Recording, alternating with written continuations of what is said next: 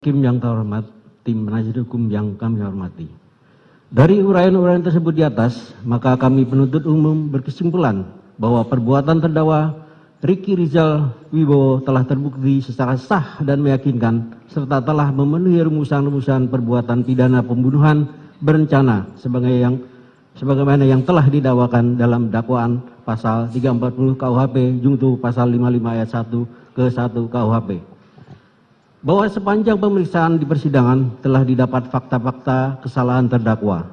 Kemudian dari fakta-fakta tersebut tidak terdapat adanya hal-hal yang dapat membebaskan terdakwa dari pertanggungjawaban pidana ataupun tidak ditemukan adanya alasan-alasan pemaaf maupun alasan-alasan pembenar atas perbuatan terdakwa. Oleh sebab itu, terhadap perbuatan terdakwa tersebut, maka terdakwa wajib mempertanggungjawabkan. Dan untuk itu, terdakwa harus dijatuhi hukuman yang setimpal dengan perbuatannya. Sebelum kami sampai pada tuntutan pidana atas diri terdakwa, kami selaku jaksa penuntut umum dalam perkara ini wajib pula mempertimbangkan hal-hal yang kami jadikan sebagai pertimbangan mengajukan tuntutan pidana, yaitu hal yang memberatkan. Perbuatan terdakwa mengakibatkan hilangnya nyawa korban Nopriansa Yosua Huta Barat dan duka yang mendalam bagi keluarganya. Terdakwa berbelit-belit dan tidak mengakui perbuatannya dan memberikan keterangan di persidangan. Perbuatan terdakwa tidak sepantasnya dilakukan dalam kehidupannya sebagai aparatur penegak hukum. Hal yang meringankan, terdakwa berusia muda dan masih bisa diharapkan untuk memperbaiki perilakunya. Terdakwa sebagai tulang punggung keluarga dalam mencari nafkah. Terdakwa masih mempunyai anak-anak yang masih kecil dan membutuhkan bimbingan seorang ayah. Berdasarkan uraian-uraian tersebut di atas, maka kami jaksa penuntut umum dalam perkara ini menuntut supaya Majelis Hakim Pengadilan Negeri Jakarta Selatan yang memeriksa dan mengadili perkara ini memutuskan: 1.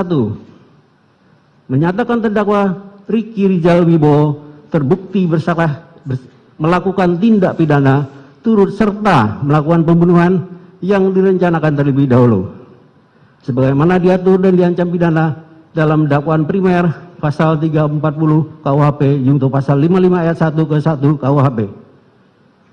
2. Menjatuhkan pidana terhadap terdakwa Ricky Rizal Wibowo dengan pidana pidana penjara selama 8 tahun dikurangi selama terdakwa menjalani tahanan sementara dengan perintah terdakwa tetap ditahan. Menyatakan barang bukti berupa mulai huruf A sampai dengan huruf I